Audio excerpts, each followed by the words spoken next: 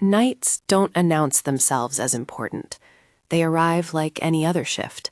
Familiar streets, familiar motions, the quiet hum of the engine doing most of the thinking for you. I used to believe danger came with warning signs, raised voices, sudden movements, a feeling you couldn't miss. I was wrong. The first time I learned that lesson, it wasn't loud or violent. It was a woman who spoke softly, waited patiently, and knew things she shouldn't have known. She is waiting beneath the hum of a sodium street lamp, the light turning her hair a soft, pale halo.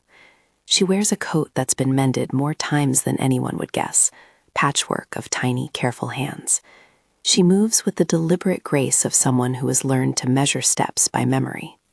When I stop, she looks at me like she's been expecting the exact shade of the dashboard glow. She says, "Hello, dear," and opens the rear door with the kind of politeness that feels dangerous right away because it belongs to a different calendar. She closes the door and the app chimes the way it always does. Trip accepted, destination set. Then the car's seat sensor emits that faint beep again, the alarm that is supposed to tell me there's a child unbuckled, a stray bag on the seat. Tonight, the seat is empty. The woman is in the middle seat. She smiles and doesn't look at the sensor. Her voice is dry and ordinary. "Oh, those things," she says. "They've been acting up." If I'm honest, I notice the small things first. The pale bruise of skin at the corner of her hand, the way her knuckles spike over the cane cheese is like a punctuation mark, the stitch of yarn on the cuff of her sleeve. I notice the perfume too. Not too much, just a faint duster of talc, something that says, "I remember Sundays." I notice the plastic sleeve on my dashboard that contains a library card, a lost receipt from another night, a child's drawing I keep because it makes me laugh on bad mornings. I notice all of them because these small things are puppeteers of attention. They keep me from chilling. She does not ask me to change the route. She knows where she's going. Her finger taps a slow path through the air. "You always take this way, don't you?" she says without looking at me. "Through the church with the blue doors." Her voice has the certainty of someone reading a map they've folded and worn down. She adds something else, something needle sharp. She says, "You park under the hawthorn when it's raining. Your sister used to leave a thermos on that step." Her eyes find the rear view and linger on the strip of light as if it tells a story back to her. My breath stops all at once. I haven't told anyone about the hawthorn or the thermos, not on the app, not in the notes I scribble after night shifts when my handwriting is ashamed and small. I did not tell Carla, and Carla runs the routes. I did not put that in the incident report when the night was otherwise ordinary. There are things we keep to ourselves because we think they'll be safe there, the quiet pieces of our days that don't need a headline. She smiles like she knows what she's doing. "You remind me of a boy who used to fix the church bell," she says. "Used to whistle when he worked. You whistle too sometimes, right after you put the car in park." She waits for me to deny it. I don't. It slips out. Maybe because leaving it unsaid is an invitation to the wrong kind of imagination. Maybe because it's easier to tell the truth to people who won't judge a silence as a weakness. The seat alarm chirps again. This time it's 3 little notes, urgent and odd. There's a vibration I can feel through the seat, like someone tapping the back of my spine. My hand covers the gear shift without thinking. The woman watches me as if she has been keeping a ledger for people like me, drivers with coded habits and small heartbreaks. Her nails are neatly bitten, and when she talks, her mouth makes the soft muscle of someone who has eaten hard bread all her life. "Do you ever mark things down?" she asks. "Little nothings, so they don't blow away." She reaches into her coat pocket and pulls out a folded bit of paper. The paper has a scribble across it, a corner folded the exact same way as my notebook. She doesn't offer it. She holds it like an artifact, and then she says, "There's a number on the back of your sticker. I saw it when you left the light on last week." Everything ticks a fraction of a degree. The car is suddenly smaller. I think of people peering into windows for no reason other than wanting to know how other people live. I think of the time Jenna showed me the photos she'd taken on her phone of people at the diner. Faces, plates, the underside of a life, as if the camera was a preserver and not an intruder. The woman in my back seat as another kind of preserver, or an intruder. I can't decide. I tell myself to do what I always do. Keep the doors locked until the destination. Avoid the lanes where shadows hand over their teeth freely. keep Carla on the line if I can. It's a practical list, the kind of breathing exercises you can do to hold panic in a pocket. I glance at the app. The trip ID is stamped like a legal name. I make a mental note. I'll write this down after. I'll put it in the notebook under the passenger seat with a coffee ring and the child's doodle. It'll be a dot that ties a night to a date. The app has its own way of being evidence. GPS, timestamps, route history. It is a thing that remembers when people are forgetful. Do you live alone? She asks. I stall. You learn to stall for time in this job. A second buys perspective. A second becomes a doorway. No, I say. It's a lie shaped like a truth. I have a place. Sometimes it's busy. Sometimes it's quiet. She nods like she understands how silence can be loud. Then you should keep a light on. Her destination is a small apartment building. I know by its sagging stoop and the broken awning that reads Riverside. I pull up under the glow of a porch lamp, because you learn, as a driver, that edges of light are safer than middle darkness. She reaches for the door, and then, at the edge of the step, she turns back to me, and she says something that lands inside my chest like an old key. People notice small things, she says. We notice the way you tie your shoelace, the coffee mark on the seat, the playlist you keep at the start of the night. Those marks tell a story. Don't be ashamed of yours. She doesn't say be careful or watch out or anything that could be padded like a moral. She just says it as if telling me a secret that can't be stolen, because sharing it makes it less weighty. She steps out. The app shows the trip ended. The seat sensor tones down and goes quiet like a thing that has been rebuked. I watch the strip of light through my rear view as she moves away, the halo around her head shrinking under the sodium glare. She keeps her cane pestle still against the concrete. A neighbor passes and nods, and the two of them exchange a small, private language of recognition. The woman disappears into the building and does not look back. When she's gone, I sit for a beat to let my fingers unclench. I breathe. I roll down the window a half inch, because there's a city sound I want to hold. The distant thunk of a garbage can lid. A police radio call that is a background drum to most nights. The strip of light in the mirror stays. I open the app and flag the trip with my shorthand. Odd writer, new personal details, seat alert. It's not a police report. It's a breadcrumb. Later, when I get home and I have to write the things I can't say out loud, I'll put the trip ID next to it. 9421-1123. An anchor so that if the thread needs pulling, someone else can follow. I call Carla on my way out of the block. Her voice is familiar, efficient. Carla, I say. We had an odd one. Seat sensor chimed even though passenger was in the middle. Said a few things about the Hawthorne. Her intake of bread is tiny but there, and then she says, write it up and put the trip ID in. I'll flag it for the safety team. It is the proper thing. The company wants data. The police want probable cause. Both are systems that prefer paper to feelings. I send the report. I tuck the folded corner of my notebook back under the seat. I drive for another hour feeling watched in a way that isn't menacing and yet still unnerving. She knew whatever she knew. Maybe it was only that she was a quiet observer and that the city gives away its stories if you look for them. Maybe she had been waiting for a driver like me to come by because she recognized me from somewhere. Maybe from a church bell, maybe from a Hawthorne shadow. The ambiguity is the coat she wore. Warm in one light, heavy in another. That night I sleep with the window cracked, and a playlist that is almost prayer. I cross off the trip in the notebook, and I don't sleep very well, because even small uncertainties excavate things you thought sealed. After her, I didn't quit. Most people don't. You tell yourself it was a coincidence, a bad night, the city misfiring for a moment before correcting itself. But something changes. You stop listening only for danger. You start listening for weight, the way a presence settles into a car, the way silence stretches when it shouldn't.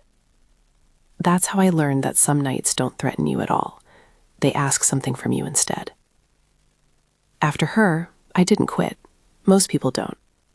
You tell yourself it was a coincidence, a bad night, the city misfiring for a moment before correcting itself. But something changes. You stop listening only for danger. You start listening for weight, the way a presence settles into a car, the way silence stretches when it shouldn't. That's how I learned that some nights don't threaten you at all. They ask something from you instead. The next ride pings from a neighborhood that sits on the edge of the industrial belt. a place of warehouses with half their signs still lit. The pickup says Tom, but there's no profile photo. I accept, more out of muscle than choice, and I steer into the place where the last story left off. The strip of light in the mirror, the notebook under the seat, the small practical rituals that keep me whole enough to drive another night. I pull up and the man is already there, leaning against a metal railing like he owns the waiting air. He has a duffel bag at his feet and a hat pulled low. He is polite at first. To the pier, he says, "Quick, please." His voice is flat like an ache. As he gets in, the app pings, the seat sensor adjusts, and for a heartbeat I think back to the woman with the note. The night feels like a series of palimpsests, one phrase written over another, until the original is a ghostly residue. We pull away. The highway is a seam, and the pier waits at the end like a place where certain decisions gather. He talks in short sentences about the water, about wanting to see things from a distance. He brings up his sister's name like a stone he keeps in his pocket and sometimes shows to strangers. I ask if everything is all right. He shrugs. He looks out the window at the water and says, "Sometimes I think it's easier there." The edges of this ride begin to fray in ways that are not blunt. There is no gun now. There is not even the heavy menace of a camera. There is an inward pressure, a human thing that leaks outward in small, alarming ways. He touches his duffel, and his fingers are calloused. He smells like a man who has been on the move for a long time. He keeps glancing at the back seat like he's making sure something isn't left behind. I think of what the training says about people in crisis. Do not be performative. Do not create a spectacle. Be a steady presence. So I keep the conversation unremarkable. I talk about music, about the weather, about the mundanity of gas prices and the inefficiency of late trains. He answers sometimes, sometimes not. He has the look of a man standing on a seam. Halfway. He presses his forehead to the window, and the salt spray smell of the harbor slides in like an accusation. The pier lights cut the water into silver ribbons. He hums something under his breath, more tune than words, and the duffel slides a little on the floorboard, like it wants to get closer to the door. I don't stop. I keep the car moving slow and steady, because stopping near a pier is an invitation, and because motion is a kind of conversation a person in crisis sometimes needs. Keep going, keep the world flowing, keep the options open. I ask him about the weather, about a bad joke on the radio, about some little, harmless thing that gives a shape to the air. He answers, sometimes, in the margins of sentences. His hands drum a rhythm on the duffel, and his thumb leaves a clean white pattern on the canvas where the oil of his skin has wiped away the dust. At a crosswalk, a jogger passes, headphones bright in his ears, oblivious and luminous. At the corner, a woman walks her dog, and the dog sniffs at the curb like it has a higher purpose. Small witnesses, ordinary people who are the city's default safety net. They matter. "Do you want me to pull somewhere?" I ask, careful with the words. He looks at me like he's evaluating options he didn't know he had. "I could get out," he says, and the sentence is a hinge. "I could just—" "No," I say, and I mean it the way you mean a lifeline. "Let's go to the lot at the end. It's lit, people around. We'll talk more if you want. Sound good?" He breathes. The car smells faintly of salt and the last traces of Olivia's coffee. He nods like someone agreeing to a small mercy. I call Carla without making it obvious. The line goes through. Her voice is a small, efficient presence. "Where are you? Who's with you?" "Tom," I say. "Pier lot. He said he wanted to see the water." "Keep it slow," she says. "You're doing the right thing. I'm notifying the safety team and patching through the non-emergency line, so if EMS or mental health responders are available, we'll get help. If he gets out or goes on the edge, call 911. Her directions are practical and unflashy. They stitch a soft net under the car. Somewhere in the background, I can hear Sam at the garage say once he had a ride like that, and he kept the heater on until a counselor arrived. Small scripts keep you from improvising disaster. Breathe, name the place, phone the people who can help. We pull into the lit lot. A few trucks are parked like islands, and a couple sits on a bench with a thermos between them, their laughter warm like the light. I set the gear in park and keep the engine alive like a respirator. The duffel rustles. He reaches for it as if to pick it up and then lets it lie. His fingers trace the seam. "Do you have someone I can call?" I ask, the way people in this job learn to ask questions like doors. He gives me a name, his sister's name, and I paste it into my phone. The number doesn't connect. He tries to reach her and the voicemail picks up. He thumbs the duffel closed as if closing his life into fabric. His eyes are wet, not with theatrics, but with a small, private attendance to a grief that has set up camp in him. Training is a map and also a set of small animal instincts. If a person is suicidal, you are not a negotiator, you are a caller. You keep them present. You create small, ordinary things. Ask about breakfast, about the weather, to give gravity to the now. You avoid platitudes. You stay near the light. I tell him a story about a bad sandwich I once ate and how the cheese melted wrong and tasted like regret. He laughs at the wrong moment, and then we both laugh to empty the pressure. I tell him about a dog I used to see at the garage that used to sit on a step and pretend it owned the world. He smiles for a second like someone who remembers how to borrow joy. Still, the duffel sits, and the sea makes a constant low roar. Every so often, his hand moves toward the zipper, and I feel the car tilt in a way that is more felt than seen. "Tom," I say, slow and plain, "can you leave the bag on the seat? Just for now. I need you to stay here." He complies. He clicks his tongue like a man checking machinery. He tells me in a voice that's almost apologetic, "I don't want to be a problem." "You aren't," I say, "but I need you here. Just with me. We'll get you somewhere warm." He nods. I hit the emergency button on the app. The company gets the ping. Trip ID, location, live coordinates. I tell Carla it's on. She says she is patching me through to a line that can send outreach. I call 911 and get an operator who asks the usual. Location, nature of crisis, description. I answer in short sentences. Someone on the phone tells me a unit is en route and to keep him in the car if possible. Slow motion again.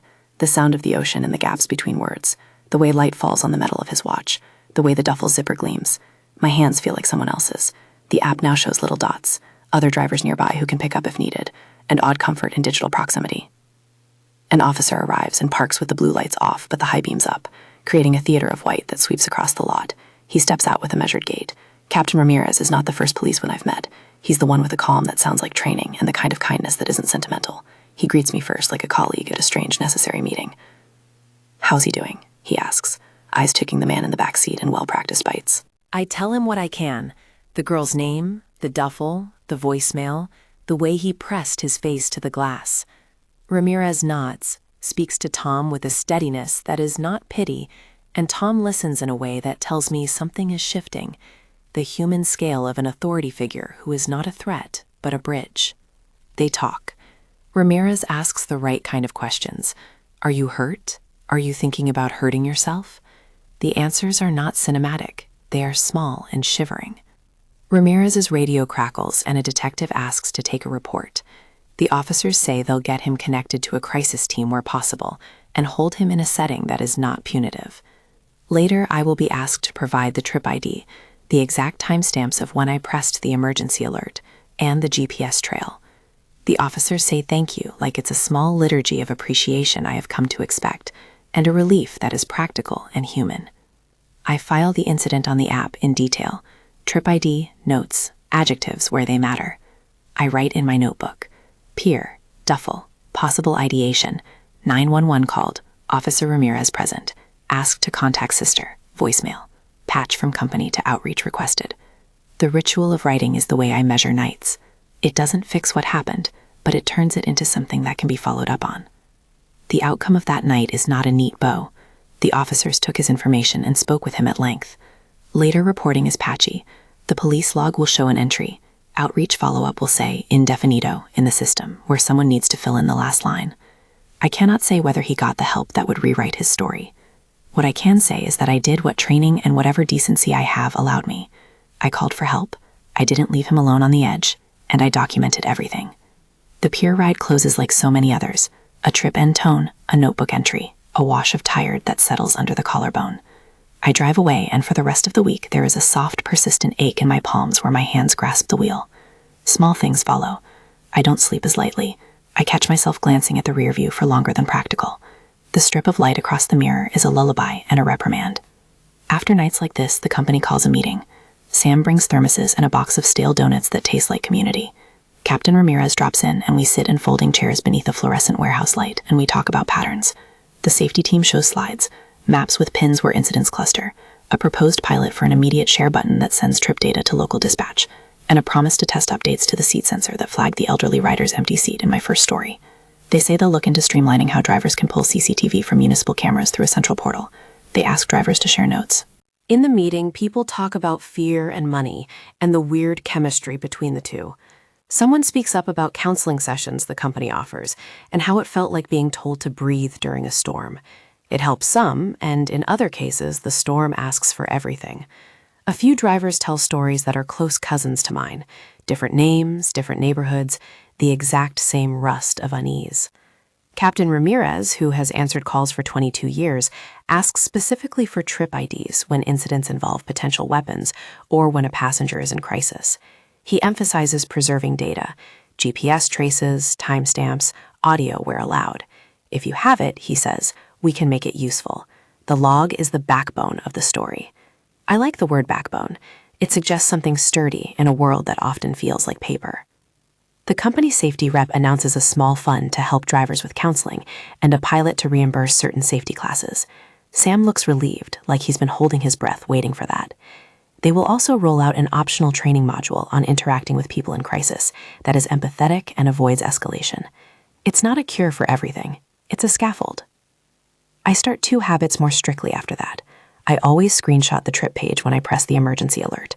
I email myself the screenshot, and then I put it in a folder labeled Incidents. I began to carry a phone battery at all times and an extra pen. I write trip IDs in my notebook in bold so they don't get lost. Small stewardship practices, paper anchors for volatile nights. The city's police later request footage from the gas station and the plaza. Sometimes they get it, sometimes the footage is overwritten. Detective follow-ups are a study in partiality.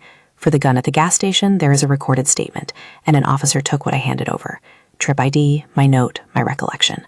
For Maya's Plaza and the pounding on the glass, the convenience store camera had a blind spot, but the municipal camera captured a blur. They said it helped, they said maybe it would, they said indefinito about the men. The ledger is a series of open parentheses. There is a ritual of procedural steps I take after each tense right now. Call Carla, call 911 if necessary, save the trip ID, file the incident report in the app with as much objective detail as possible, screenshot live location if available, make a short notebook entry that names the place and the core facts. I avoid conjecture in the notes. I reserve feelings for the margins of the page. The data is what others can use. The feelings are for later, and for my therapist, and for the friends who pick up the phone when I need to say the thing out loud. The city and the company do what they can. Captain Ramirez will later tell me he used GPS data to triangulate an area where repeat incidents clustered, and that they increased patrols on busy weekends. The company will test an immediate share feature with local law enforcement in a handful of neighborhoods and will tweak the seat sensor sensitivity. Whether those measures ripple beyond a pilot is outside the scope of any one driver's diary. They are promises that live in meetings and in software updates. They are actions, and also the smallest kind of hope. Night after night, the emotional weight accumulates. There are nights I drive with my hands tensed like someone holding a knife. There are nights when the rear view strip of light looks like a thin smile that might not be friendly. There is the grinding work of not letting the city calcify fear into a permanent shape. I go to therapy because it's a small structural thing you can do to stay sane. There is a person who helps me name the freight I bring home. The notebook under the seat becomes not just evidence, but a kind of confessional object, short, messy sentences that read like beacons. I also learn the power of witnesses in small increments. Olivia's coffee at the gas station, the attendant who stood in his doorway at the convenience store, the jogger who happened to run by the pier and later told officers he saw a car idling. People who do small, ordinary things can be the difference between a story that ends badly and a story that gets a second page. Visibility is not a guarantee, but it's an ally. There are practical things I keep repeating to myself and to drivers who ask. Choose lit pickups when possible. Ask for help from dispatch early. Document timestamps and trip IDs. Avoid sudden maneuvers that escalate situations. I talk with other drivers about the strange calculus of kindness and risk, when to cancel a trip politely, when to stay locked in the car and call, when to pull into a public place. There are no perfect answers, only safer choices that reduce risk. Here, plainly, are the 3 things I say now to anyone who asks. Keep the light. Choose pickups in well-lit areas, and drive to places with witnesses when you can. If a setting doesn't feel right, cancel, and document why. Preserve the record. Use the app's incident report, screenshot live locations, and save trip IDs. These are the ways someone else can reconstruct a night if they need to help. Call for help. Notify dispatch early, call 911 when a person is in danger, and use the company's emergency features. You're not overreacting by asking for support. You're doing the practical thing. I don't offer guarantees. None of these steps are magic. They are ways to flatten risk, not to eradicate it. The city is a complex machine of strangers, and each choice you make changes the torque on that machine. There are after effects that don't show up in datasets. The way I flinch when someone approaches my car from behind, the small ritual of running my fingers over the vinyl seat to reassure myself it's still there, the way I change playlists so certain songs don't open the same ache. Sometimes I skip night work for a week and sit in the daylight pretending to be a person who doesn't catalog license plates. Sometimes I sleep with the notebook closed against my chest because it feels like holding something that will keep me upright. Once, on a slow morning, a college student asked me over coffee why I kept telling these stories on camera. I shrugged in the way people do when the answer is both too simple and too big. Because, I said, the city is generous with its lessons, and it's cheap with almost everything else. If one person sees how a line of light or a 5-second call to dispatch can change a night, that's enough. The rear view light still cuts across the mirror every time I sit behind the wheel. Sometimes it looks like a strip of consolation. Sometimes it looks like a seam that needs mending. When it's right, it's the small, stubborn thing that tells me where the horizon is. It is not safety itself.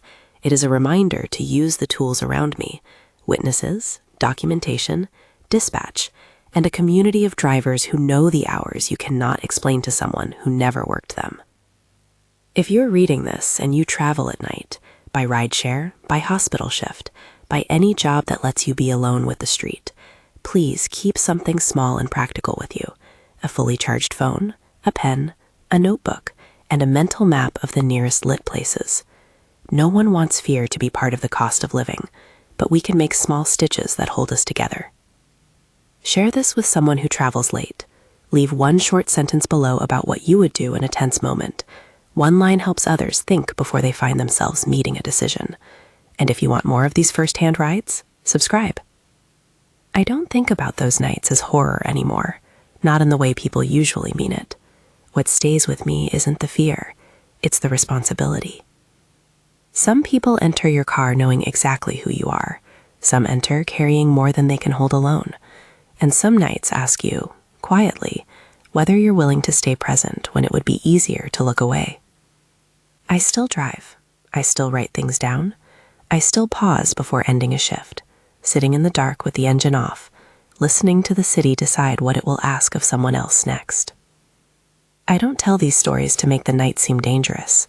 I tell them because attention is a form of care, and sometimes it's the only thing standing between an ordinary ride and something that can't be undone.